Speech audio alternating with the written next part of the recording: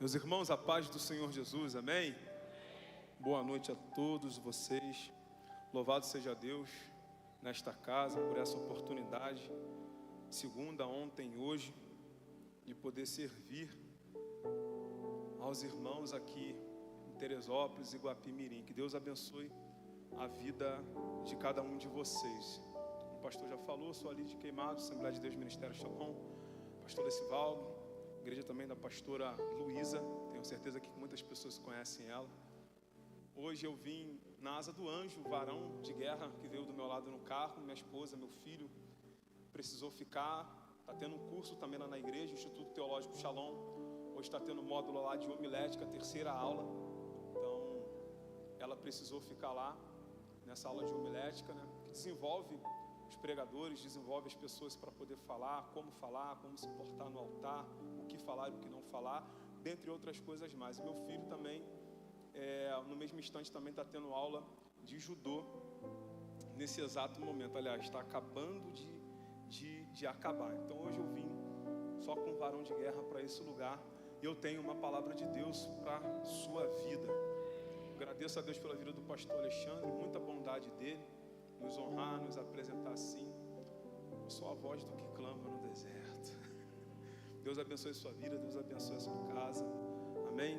Quantos querem ouvir uma palavra da parte de Deus nessa noite?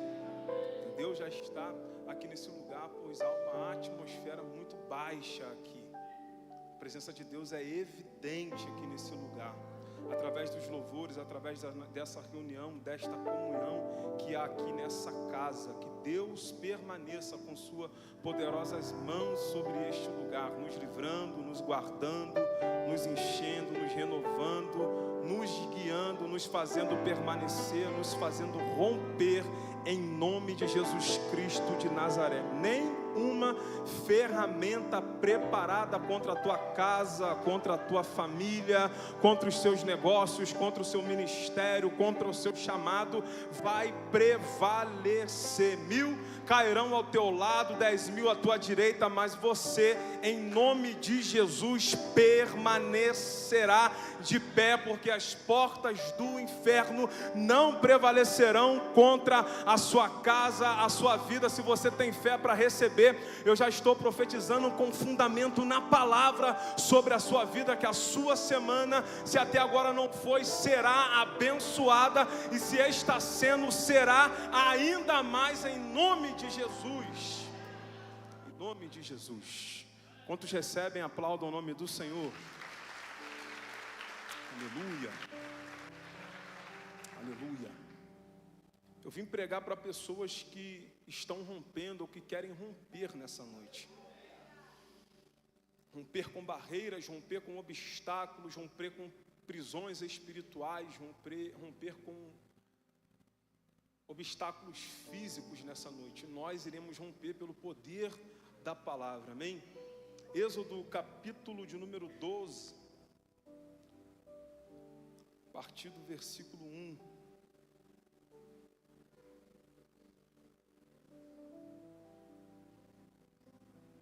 Caso ela esteja assistindo, um grande abraço para a missionária Esther de Freitas, uma excelente pregadora da palavra. Meu máximo respeito a esta mulher, que de forma tão excelente ministra a palavra de Deus. Que Deus te guarde, restaure sua saúde em nome de Jesus. Êxodo capítulo 12, para não dizer assim o texto, estou lendo aqui na minha revista atualizada. Disse o Senhor a Moisés e a Arão na terra do Egito: este mês vos será o principal, o começo dos meses, será o primeiro mês do ano. Falai a toda a congregação de Israel, dizendo: aos 10 deste mês, cada um tomará para si um cordeiro, segundo a casa de seus pais, um cordeiro para cada família. Mas se a família for pequena para um cordeiro, então convidará ele o seu vizinho mais próximo, convidará o seu próximo, conforme o número das almas, conforme o que cada um puder comer. Por aí calculareis quantos bastam para o cordeiro. O cordeiro será sem defeito macho de um ano. Podereis tomar um cordeiro ou um cabrito, e o guardareis até o 14º dia deste mês. E todo o ajuntamento da congregação de Israel o imolará no crepúsculo da tarde. Tomarão do sangue o porão em ambas as ombreiras e na verga da porta, nas casas em que o comerem. Naquela noite comerão a carne assada no fogo. Com pães ázimos e ervas amargas a comerão. Não comereis do animal nada cru, nem cozido em água, porém assado ao fogo. Vira para o irmão que está do teu lado e fala para ele assim, ó: Deus, fala mais forte, Deus gosta que a gente faça churrasco. A cabeça, as pernas e a fressura, nada deixareis dele até pela manhã.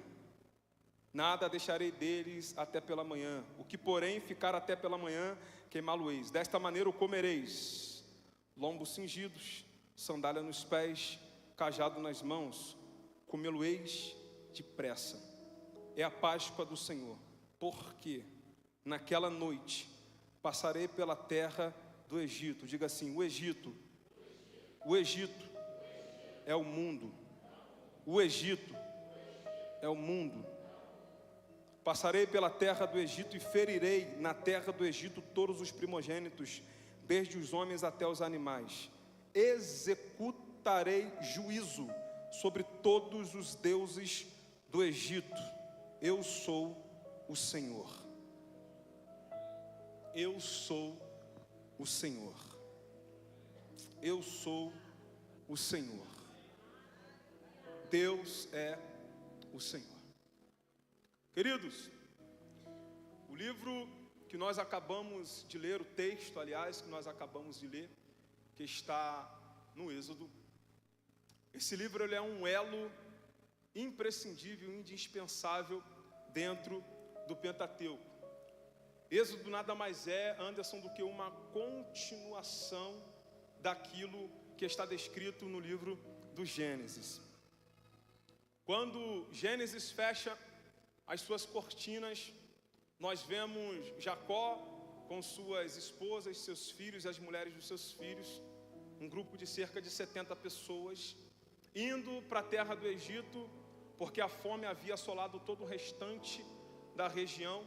No entanto, Deus cumpriu sobre a vida de José aquilo que ele havia prometido. Entronizou e colocou José em uma das posições mais elevadas na terra do Egito. Então, quando Gênesis se encerra, Jacó está indo para o Egito, agora com sua alma revigorada e alegre, porque até então o filho que estava supostamente morto está vivo, o filho amado, o filho da velhice de Jacó. Jacó está indo para o Egito com a sua família. Gênesis encerra desta forma. Porém, quando nós abrimos as cortinas do Êxodo, parece que Deus havia se esquecido do seu povo na terra do Egito, porque agora o povo está sendo afligido e açoitado. O povo está na terra do Egito, e isso tudo acontecendo porque o povo havia crescido sobrenaturalmente na terra do Egito. Existe uma expressão no hebraico que diz que eles se enxamearam como mosca, ou seja, eles cresceram com uma rapidez e de uma forma tão grande como as moscas se multiplicam dentro da nossa casa. As donas de casa aqui sabem que de manhã, quando você acorda, às vezes tem uma. Quando você volta de tarde, tem mais de 20 moscas na cozinha. O crescimento foi surreal. O povo havia crescido, havia se multiplicado e havia se frutificado na terra do Egito. Isso, incontestavelmente, é uma evidência do cumprimento da promessa que Deus havia feito a Abraão, Isaque e Jacó, de que ele multiplicaria a semente de Abraão.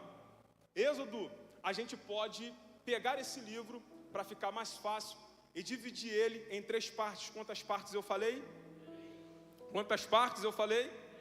3 partes, do 1 ao 13, do 14 ao 19, ao 14 ao 18, do 19 ao 40. Do 1 ao 13, nós podemos ver Israel dentro do Egito. Do 13 ao 14, nós podemos ver Israel nos desertos, Sur, Elim, Sim e Refidim. Do 19 ao 40, nós podemos ver Israel no deserto do Sinai. Só que o que me chama a atenção é que Deus, a forma que Deus age no meio do seu povo, é de acordo com cada estágio que Israel está passando. Por exemplo, enquanto Israel está no Egito, Deus ele se apresenta como um Deus que liberta. Deus em Gênesis 1 se apresenta como um Deus que cria. Em Gênesis, na vida de Noé, Deus se apresenta como aquele que renova, que dá uma nova chance. Com Abraão, Deus se apresenta como um Deus de pacto e que cumpre promessas. Aqui em Êxodo, do 1 ao 13, Deus se apresenta como um Deus que liberta, levantando Moisés para libertar o seu povo. Do 14 em diante, Deus ele vai se apresentar como um Deus provedor. Quando Israel está atravessando o deserto, quando eles sentem frio, Deus envia coluna de fogo. Quando eles sentem sede, Deus envia coluna. Quando eles sentem calor, Deus envia coluna de nuvem. Quando eles sentem sede, Deus tira a água da rocha. Quando eles sentem fome, Deus envia maná do céu. E terceira coisa, Deus, quando o povo chega no deserto do Sinai, Deus ele se apresenta como um Deus que quer relacionamento, quer casamento. Por esse motivo que Deus manda Moisés construir o tabernáculo de acordo com o modelo que ele havia visto. Por quê? Já que Israel fora chamada a ser esposa do Deus vivo, nada mais justo do que o esposo habitar no meio da sua esposa, junto com a sua esposa. Afinal de contas, um casamento é as duas pessoas morando debaixo do mesmo teto. Então, quando Deus, cristiano, manda Moisés construir o tabernáculo, não é apenas por estética ou para poder passar tempo. Era Deus dizendo um recado: tirei vocês do Egito e agora eu quero firmar uma aliança com vocês. Quero casar e permanecer no meio de vocês. Então entenda, relacionamento com Deus não é momento, não é lance, não é romance. Jonas, pode ser mais claro? Sim. Relacionamento com Deus não é como o mundo prega lá fora, uma ficada, apenas uma noite, não. Relacionamento com Deus é casamento. Deus ele assume, Deus ele garante, Deus coloca aliança no dedo, Deus dá lei, Deus lê o contrato do matrimônio. Você está entendendo? Então é por isso que não basta só ser simpatizante do Evangelho. Eu gosto da igreja, gosto dos hinos que são cantados, gosto da estrutura na qual eu entro, gosto do modelo do culto, da organização da igreja. Tudo bem, isso é válido, mas você ainda continua sendo apenas um ficante do Evangelho. Deus não quer ficantes, Deus quer noiva para futuramente virar esposa. Jonas, o que é que você está querendo dizer? Deus quer assumir um compromisso com você. Deus não tem compromisso com quem quer ficar nas trevas. Deus tem compromisso com quem aceita troca de aliança debaixo da luz. Lâmpada para os meus pés é a sua palavra e luz para os meus caminhos. Só que esse modo do tratar de Deus com Israel, libertador, provedor e um Deus de relacionamento, também revela um processo gradativo de libertação espiritual. Por quê? Quando Ele nos chama e nos pega e nos resgata, Ele tira o Egito de dentro de nós, nos tira do Egito e depois Ele tira o Egito de dentro de nós. Então Ele chega como um Deus libertador, me tira do mundo, me tira das amizades que são mais influências, me tira do meio da roda dos escarnecedores, me tira dos conselhos dos ímpios. Sim, Deus pegou e me tirou do mundo, do Egito.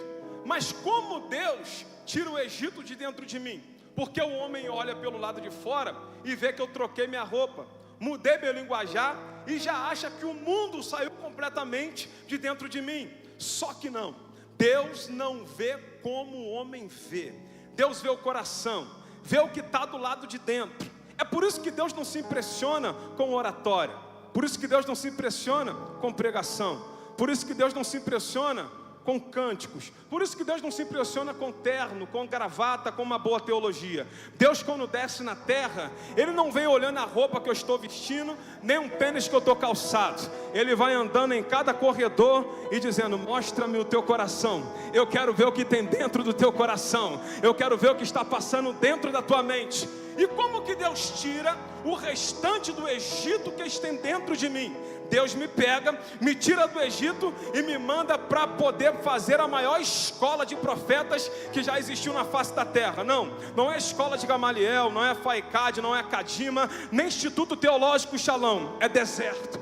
É só Ele que dá essa aula. No deserto não entra teu carro, no deserto não entra teu contra-cheque, no deserto não entra teu esposo, no deserto não entra a minha teologia, meu hebraico, no deserto não entra o pastor Alexandre, no deserto não entra Félix, no deserto entra você e Deus. E Ele fala: B com A faz o que? Senhor, não sei. Continua no deserto. B com A faz o que? Tu fala Bá. Ele então dá o segundo passo. Ele agora B com A faz o que? Bá. Dá o terceiro passo. B com I faz o que? Bi. Dá o quarto passo. Continua atravessando esse deserto. Mas eu tenho uma notícia boa para te dar. O mesmo Deus que te coloca no deserto no início já está te esperando no final com um copo d'água, sombra fresca e com a coroa da vitória. Porque aquele que começou a boa obra na tua vida, Ele é fiel para poder aperfeiçoar e terminar sobre você.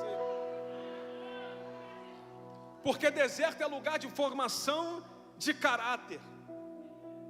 Deserto é lugar de aprender a depender de Deus. Deserto aqui no texto é lugar de primeiro encontro. Na aula ontem, aliás, na segunda-feira em Guapi, ontem eu não me lembrei de falar disso, eu dizia que, perguntava quantos anos as pessoas tinham ali de relacionamento, e muitas pessoas 10, 20, 15. E como nós casados, algumas vezes com o passar do tempo, com a rotina do dia a dia, né, pastor Alexandre, a correria, às vezes buscamos resgatar alguns momentos que vivíamos no começo.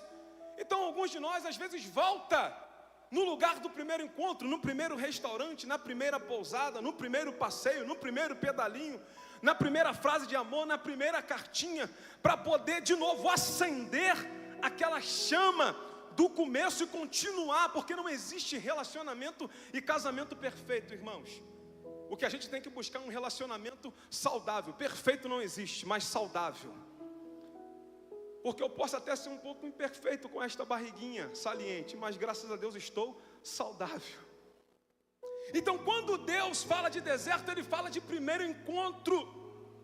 O lugar do primeiro, vamos dizer entre aspas, romance entre o esposo e a sua noiva. Então deserto não é lugar para te matar. Deserto não é lugar para te parar. Deserto não é lugar para te frustrar. Deserto é o lugar aonde Deus te leva para te fazer lembrar a primeira escola espiritual que você passou. Que com o passar do tempo você passa a andar com base nas suas forças. Come porque tem dinheiro, veste porque pode comprar, faz porque tem força para fazer. Aí Deus apresenta diante da gente um deserto, nos fazendo lembrar que o maná ainda quem manda do céu é Ele, que a água da rocha ainda quem tira é Ele, que quem veste a família ainda é Ele, que a gente tem que voltar no primeiro amor, no lugar do primeiro encontro. Ele forma o nosso caráter para arrancar o que resta do Egito de dentro de nós. E depois, quando Ele forma o nosso caráter, Ele leva a gente para o pé do Sinai, o lugar do relacionamento. Porque sem ser liberto do Egito e sem tirar o Egito de dentro de nós, não existe relacionamento que dure com Deus. Já parou para perceber? Aquela pessoa que tenta firmar um compromisso com Deus na igreja, ela vem nos cultos, ela até toma a Santa Ceia, mas ela não consegue firmar os passos dentro da igreja. Por quê? É um pé aqui dentro e os pés e as duas mãos do lado de fora. Ela dá glória de dia, mas dança pagode de noite. Ela toma ceia de manhã, mas está lá fora descendo até o chão de noite. Deus está dizendo: eu estou preparando um encontro para poder arrancar o que resta de Egito dentro de você, porque eu quero aprofundar o relacionamento contigo. Foi falado aqui pelo Cristiano, foi falado aqui aliás pelo Anderson, do rio do livro de Ezequiel. Deus quer que você não continue andando com água pelos pés, nem pelo joelho, nem pelos ombros, nem pela barriga. Deus quer que você mergulhe nesse oceano e deixe Ele guiar a tua vida, mas para isso é necessário largar o pouco do Egito que ainda existe. Oh, glória! Oh, aleluia! Mas eu não vou pregar o livro do Êxodo todo. Quem sou eu para fazer isso? A gente vai se ater à primeira parte, do 1 ao 13. O capítulo 1 do livro do Êxodo é um capítulo com muita ação. Como eu já havia dito, quando a gente abre o capítulo 1, o cenário é perturbador. O povo havia crescido, se multiplicado, e por isso o faraó agora está batendo e afligindo o povo, perseguindo o povo por conta do crescimento. Se você não quer ser incomodado, meu irmão, não cresça. Mas se você quer crescer, eu tenho uma notícia para te dar. Prepare-se para ser incomodado. Ninguém incomoda um zero à esquerda. Mas quando você começa a expressar crescimento, se prepare, porque as pedras vão vir. Se tua árvore começa a dar fruto, as pedras vão vir. Se você começa a ser exaltado por Deus, as pessoas vão aparecer e vão tentar te desanimar. Mas fiel é aquele que começou a obra sobre a tua vida. Faraó está batendo, mas quanto mais Faraó bate, quanto mais Faraó persegue, mais o povo cresce. Até que Faraó dá uma ordem. Faraó ordena que todo menino hebreu que nascesse fosse lançado no rio Nilo para que fosse morto. Mas o que me chama a atenção é que o Nilo, pastor Alexandre, é um lugar de vida. Nilo não é lugar de morte. Nilo é lugar para ter vida. Mas Faraó, por causa da sua ganância, medo e desespero, transforma o rio Nilo em um lugar de morte. Imagina quantas crianças não foram lançadas naquele rio, morreram afogadas, foram comidas por bicho, morreram de uma determinada forma. Muitas e muitas crianças. Só que o capítulo 2 vai nos mostrar o nascimento de um menino chamado Moisés. Seu nascimento é envolto em milagres e sobrevivência. A mãe de Moisés, Joquebede, coloca o menino no mundo. O menino era formoso, o menino era bonito. E o que me chama a atenção no Novo Testamento, em Atos 7:20, em Hebreus 11:23, é que existe um superlativo para a palavra formoso para Moisés. Porque formoso ali no Novo Testamento indica alguém cristiano que tem utilidade. Ou seja, quando a mãe de Moisés olha para ele, ela olha e diz: esse menino tem utilidade. E quem tem utilidade para Deus não consegue ficar escondido por muito tempo. Quem tem utilidade para Deus não consegue ser escondido por muito tempo. Não importa se você quer ficar escondido ou se estão tentando te esconder. Está chegando um tempo na minha e na tua vida, aonde você, querendo ou não, vai ter que aparecer, porque uma voz vai comparecer no meio da igreja e vai bradar: e agora? Quem há de ir por nós? A quem enviarei? O teu coração vai pegar fogo, você vai ficar inquieto, porque tu tem utilidade para Deus. A mãe dele, não podendo mais escondê-lo, resolve fazer uma arca de juncos, betumar essa arca e colocar na margem do rio. Coloca Moisés dentro dessa arca e tenta escondê-lo na margem do rio. Joquebede não é boba. Joquebede não é boba. Ela entendeu que em tempos de crise, Deus gera no meio do seu povo livramento. Em tempos de crise, Deus gera no meio do seu povo livramento. A crise é o palco ideal para Deus manifestar o seu poder. Às vezes queremos que Deus faça algo na nossa vida em tempos de bonança, em tempos de paz, mas é em tempos de crise que Deus faz surgir aqueles que irão mudar a história de uma nação. Deixa eu profetizar aqui agora, não a nível incomum, mas a nível Brasil, a nível global. Não importa quantas pessoas se levantem para poder tentar trazer uma crise sobre a igreja, aqui dentro tem semente, e aqui tem aquele que rega e dá crescimento para a semente. Quanto mais tentarem parar, bater a igreja, Deus vai fazer surgir Moisés, Deus vai fazer surgir Miriams, Deus irá fazer surgir Déboras, Deus irá fazer surgir Elias, Deus irá fazer surgir Daniel, Jeremias, Ezequiel, Joel nesta geração, para que possamos fazer a diferença. Quantos recebem, glorifica o nome do Senhor. Ela tenta esconder, mas ela não é boba. Joquebede conhecia um contexto do Egito e sabia que todo dia a filha do homem descia para se banhar. Olha como Deus às vezes tem senso de humor. Eu costumo dizer que Deus às vezes é até irônico. Ele ironiza com a nossa sagacidade, ou com a sagacidade do homem mau.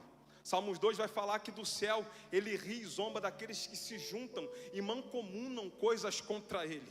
Ou seja, nesse exato momento, pode ter certeza que tem mais e várias reuniões sendo feitas para poder tentar parar a igreja, para poder tentar destruir a família, para poder tentar abolir a Bíblia, para poder tentar disseminar a doença. Deus do céu, tu acha que está puxando o cabelo, coçando a barba, inquieto, andando de um lado para o outro, batendo um dedinho na bochecha, pensando no que ele vai fazer? Deus do céu continua do mesmo jeito naquele dia que Isaías olhou e viu, no ano da morte do rei Uzias, eu vi o Senhor assentado sobre um alto e sublime trono. Não importa o que façam, Deus continua assentado sobre um alto e sublime trono. O controle está nas suas mãos, a vida está nas suas mãos, o poder está nas suas mãos, a palavra do sim está nas suas mãos, a palavra do não está nas suas mãos, a cura está nas suas mãos. Nada pode tirar a paz que excede todo entendimento que vem de Deus. Ela sabia que a menina descia, então ela coloca ali, e Deus usa isso como um senso de humor, porque além de transformar o rio, pegar o lugar que o homem decretou que seria um lugar de morte, e colocar um lugar como gerador de vida para levantar um libertador, ele ainda vai pegar esse menino e colocar dentro da casa do assassino. Porque Deus faz assim, irmãos.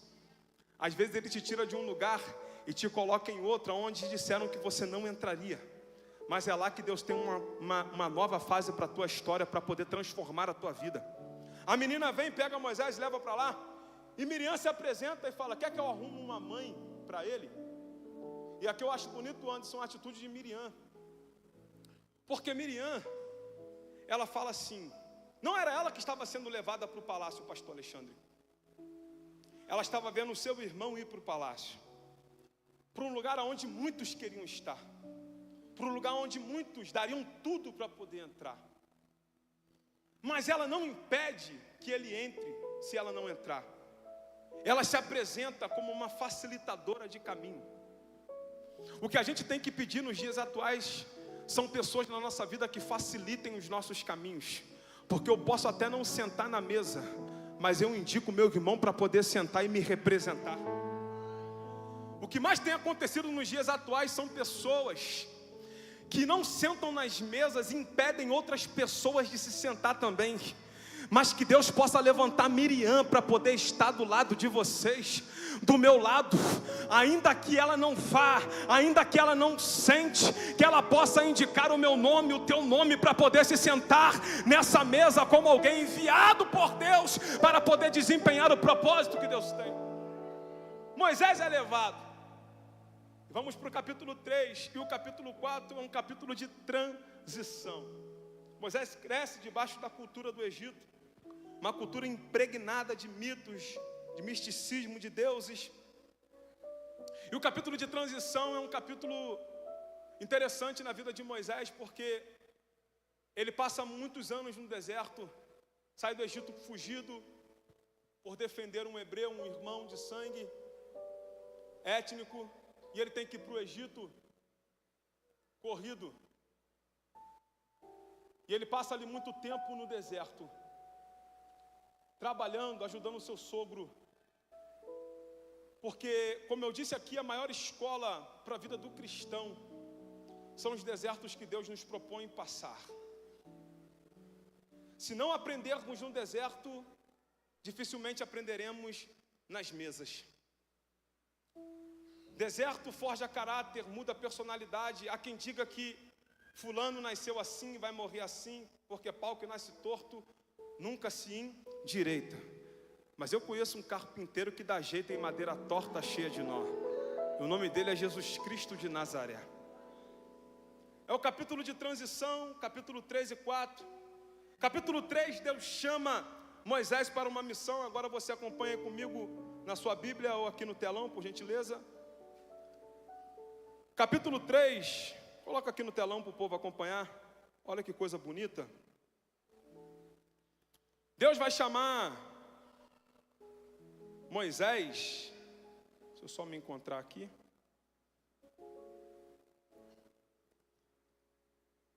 Versículo 7, disse ainda o Senhor: certamente vi a aflição do meu povo que está no Egito e ouvi o seu clamor por causa dos seus exatores. Conheço-lhes o sofrimento, por isso desci, a fim de livrá-lo da mão dos egípcios e para fazê-los subir daquela terra a uma terra boa e ampla, terra que mana leite e mel, o lugar do queneu, do Eteu, do Amorreu, do Ferizeu, do Eveu e do Jebuseu. Deus fala que ouviu a aflição e desceu. Existem casos no meio de uma nação, no meio de um povo, no meio de um bairro, no meio de uma comunidade religiosa, aonde Deus não vai enviar profeta para falar com o povo. A própria presença de Deus vai descer para resolver determinados problemas. Aqui Deus fala que viu e ouviu a aflição e desceu. Versículo 10, ele vai dizer: vem agora, e eu te enviarei a Faraó, para que tires o meu povo, os filhos de Israel, do Egito. Então Moisés disse a Deus: quem sou eu para ir a Faraó e tirar do Egito os filhos de Israel? Olha a resposta de Deus. Deus lhe respondeu: eu serei contigo. Cristiano, Moisés fala: quem sou eu para que vá até Faraó e tire os filhos de Israel do Egito? A resposta de Deus: tu és Moisés, filho de Joquebede, o libertador, um dos homens mais mansos, aquele que vai atravessar o mar com o pé enxuto. Não é essa a resposta que Deus dá. Deus diz para ele: eu serei contigo. Nas entrelinhas Deus está dizendo: realmente, Moisés, tu não é nada, mas quem está te enviando é tudo que você precisa ter durante a tua caminhada. Então deixa eu te dar uma notícia boa. Realmente eu não sou nada, você não é nada, não temos sobrenome, não temos família de sangue real, a nossa história é um pouco conturbada, alguns aqui cresceram sem pai, foram criados por vó, outros nem o ensino médio completaram, mas isso não importa, porque quem está mandando a gente ir é o suficiente para que a gente consiga exercer com excelência aquilo que Ele já colocou nas nossas mãos. Observe, Deus vai falar, versículo 10: vem, e eu te enviarei. Vem, e eu te enviarei. Tem maturidade para ouvir isso aqui? Tem muita gente querendo ir sem antes vir primeiro. Tem gente que só quer o projeto, mas não quer se relacionar com o dono da maca, do projeto. Tem muita gente que só quer ir. Pregadores só querem agenda. Obreiros só querem fazer, mas não querem vir no projeto primeiro. Vem é uma atitude de alguém que senta para entender a visão daquele que está enviando, para que seja feito com excelência o propósito estabelecido. Moisés não foi antes de vir. Moisés primeiro teve que vir para depois ir.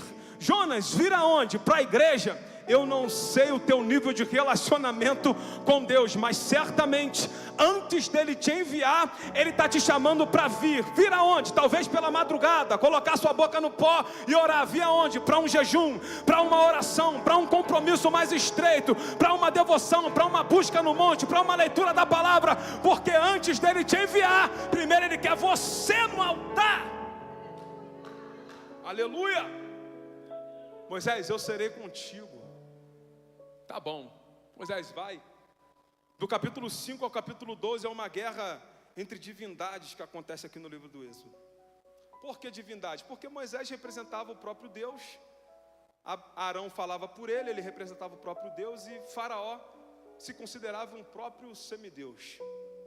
Então nós conhecemos bem a história. Quem não conhece, põe em casa, lê com calma Êxodo a partir do capítulo 5 ou a partir do capítulo 1 até o 12.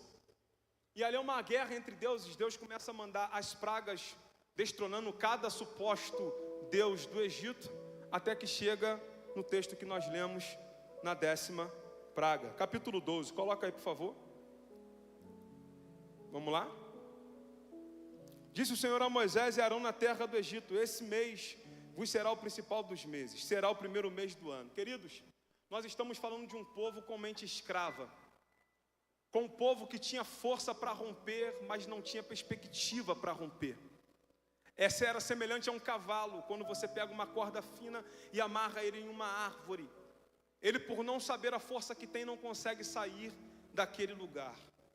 Era o povo de Israel, um povo com promessa, um povo que tinha um Deus vivo, mas estava se sujeitando àquela situação, estava aceitando aquela situação. E por que Deus permite a aflição? Porque não pense vocês que estava ruim de um todo para aquele povo na terra do Egito. Eles estavam gostando até determinado momento, não estava fazendo diferença. Afinal de contas, eles não conheciam o Deus de Abraão, Isaac e Jacó de relacionamento, mas apenas de ouvir falar. Então Deus permite, pastor Alexandre, que a aflição chegue naquele lugar, para despertar no coração do povo o desejo de sair daquela posição. Eu vou aplicar para mim e para a tua vida. Em alguns momentos da nossa história, Deus vai permitir algumas aflições para poder nos incomodar e nos impulsionar a sair de determinadas posições. Se não fosse algumas aflições que Deus permite sobre nós, nós estaríamos naquele lugar, naquela posição, naquele mornismo até hoje. Então Deus permite que o povo seja afligido, açoitado, para que o povo clame a sair daquela posição. Então o povo está com mente de escravo, comportamento de escravo, não conhecia o Deus de Abraão, Isaac e Jacó, de se relacionar, mas apenas de ouvir falar. Deus então se apresenta e diz: esse será o primeiro mês para vocês. Deus já vem mudando o calendário, Deus já vem mudando o cronograma. O povo está vivendo 400 anos de inverno, de deserto dentro do Egito. O povo está vivendo longe de Deus há 400 anos, mas agora ele se apresenta mudando o calendário, mudando a sorte. Deus não precisa de janeiro para poder começar a cumprir na sua vida aquilo que Ele já determinou para você. Hoje pode ser um novo mês para a tua vida. Hoje pode ser um novo dia para a tua vida. Deus não precisa da meia-noite do dia 31 e do 1 minuto do dia 1º de janeiro. Se você acreditar, Deus pode mudar o teu calendário nesse exato momento. Quantos acreditam em nome de Jesus? Só se você acredita, não precisa levantar por causa de mim, é com você e com Deus. Se você acredita que Deus hoje ainda muda calendário, adore ao nome dele, porque uma nova estação está chegando na tua vida. Queira o diabo ou não, queira Faraó ou não, Deus desceu na terra para poder mudar o ciclo da tua vida, da tua história.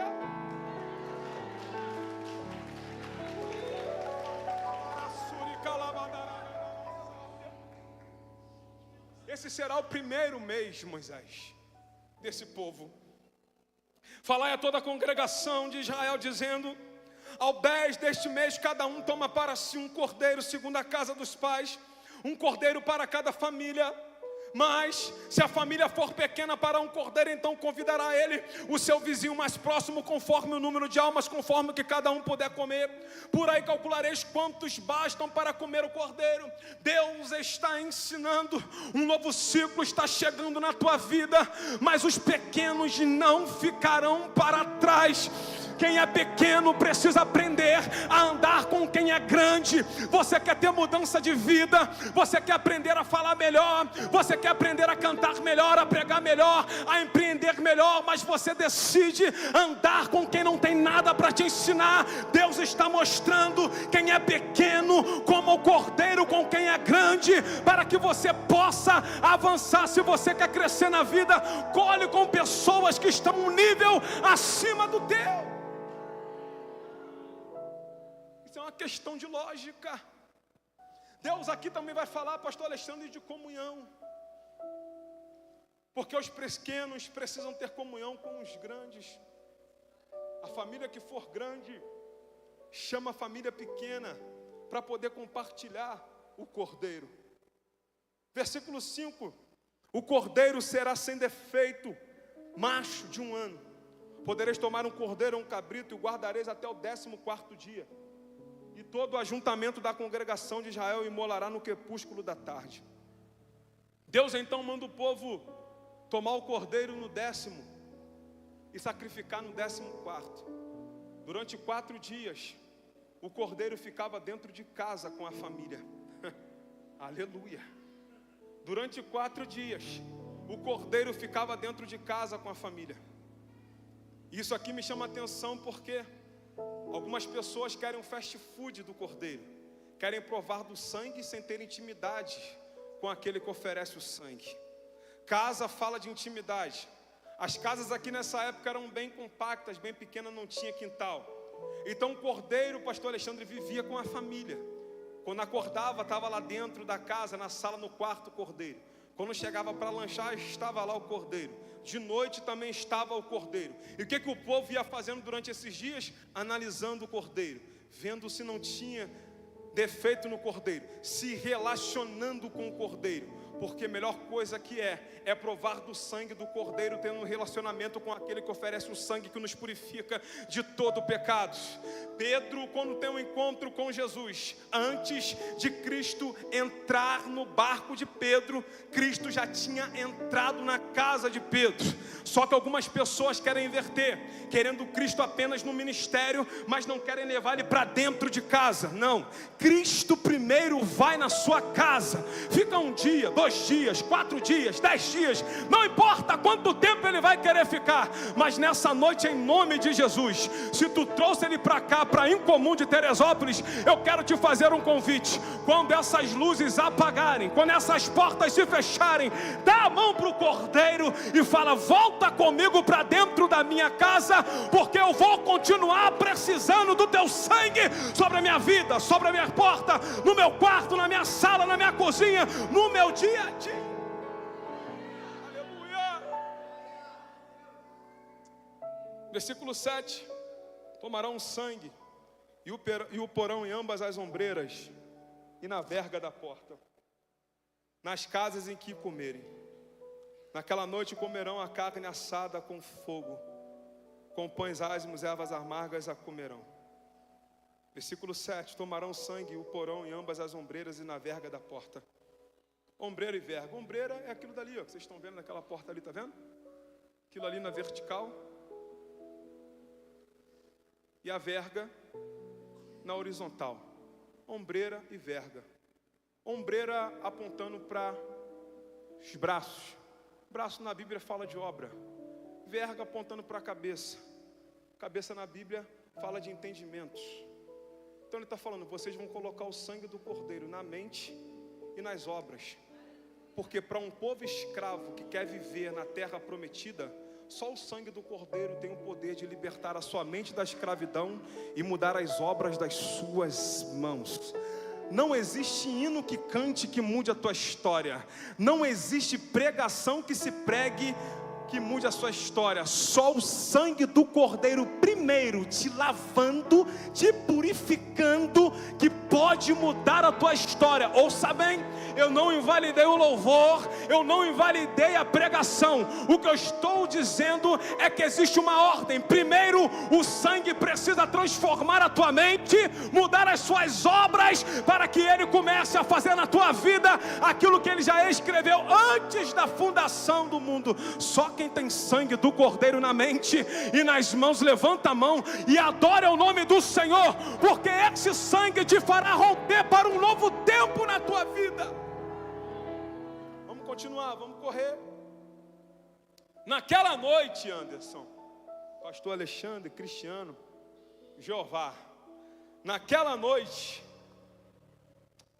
comerão a carne assada no fogo, com pães ázimos e ervas amargas a comerão.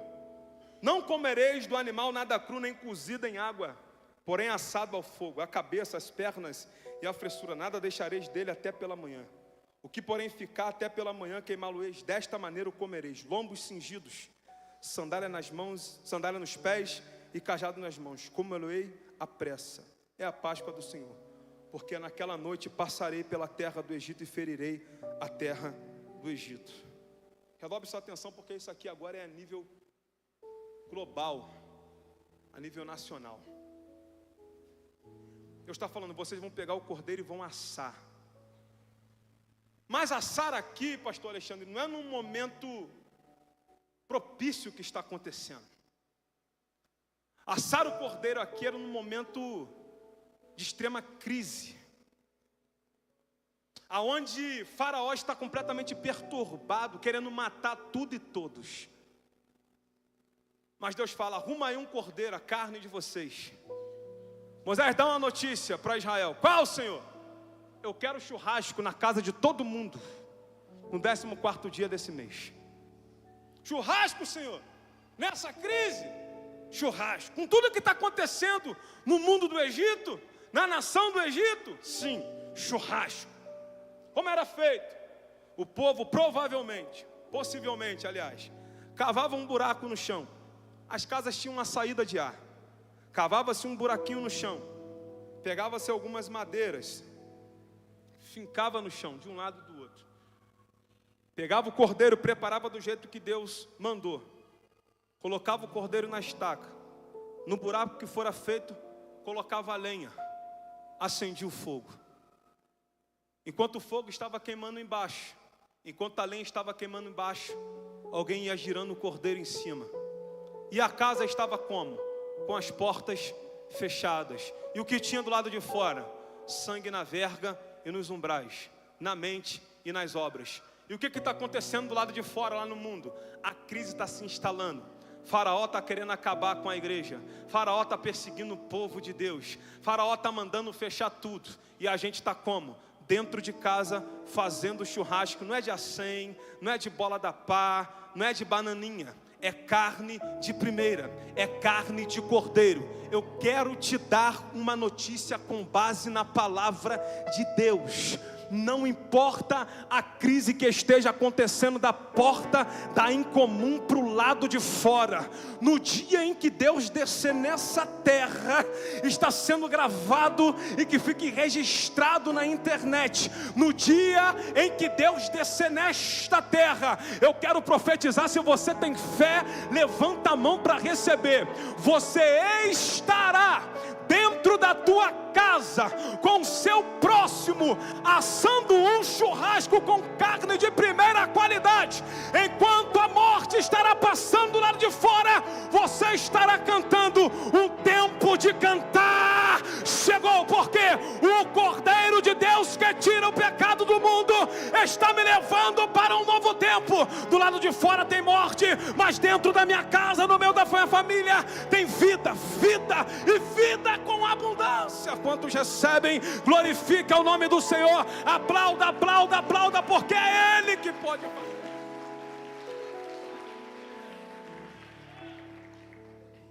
Nenhum mal te sucederá, nem praga alguma chegará à tua tenda, porque aos seus anjos dará ordem a teu respeito, para que te guardem todos os teus caminhos.